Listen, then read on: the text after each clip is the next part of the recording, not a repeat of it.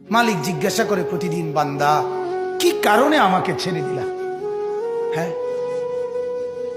রাত 12টা বাজে তুমি ঘুমায় গেলা, মা ঘুমায় গেল, বাপ ঘুমায় গেল, বিবিও ঘুমায় গেছে, পাড়া পড়শি ঘুমায় গেছে। আল্লাহ বলেন আমি তো ঘুমাই নাই। বান্দা আমিও তো ঘুমাই নাই, সারাদিনে আমিও তো জগৎটা পরিচালনা করছি, তবুও তো আমার কোনো ক্লান্তি নাই, আমি তো ঘুমাই নাই। কেন ঘুমাই নাই জানো বান্দা? রাতের 2টা বাজে যদি তোমার পেশাব করতে হয়, রাতের 3টা বাজে যদি তোমার দরজা খুলতে হয়, তখন যদি তোমাকে উঠতে হয়, আর আমি যদি ঘুমায় যাই বান্দা, তোমার চোখ মেলে দিবে কে?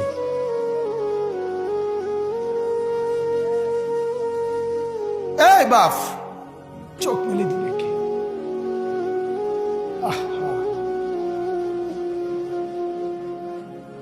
আল্লাহ আমাদেরকে মাফ করে।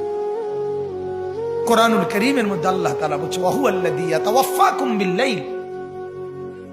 কোরআনে আল্লাহ বলে বান্দা শোনো, প্রত্যেকটা মানুষকে রাত গভীরে যে ঘুম আমি দেই, সেটা ঘুম না, আমি ওয়াফাত দেই, আমি মূলত মৃত্যু দিয়ে দেই।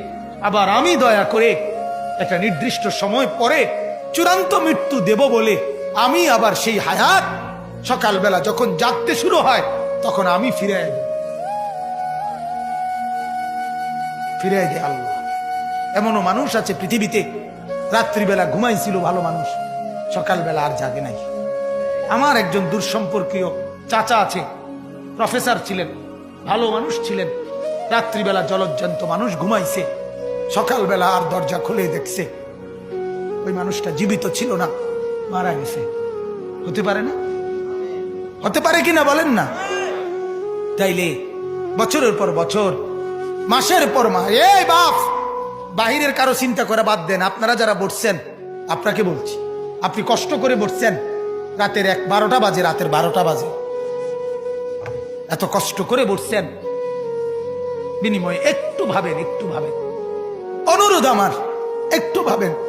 আজ মাঝে মাঝে মন চায় আল্লাহর বান্দা মুসলমানদেরকে বুকে জড়ায় ধরে কাঁদি যে বাপ কেন এত ভুল করছেন, আল্লাহকে কেন এত নারাজ করছেন?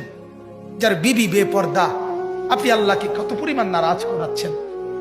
যার স্ত্রী, যার মেয়ে বেপর্দা, আপনি আল্লাহকে কি পরিমাণ নারাজ করছেন বলেন?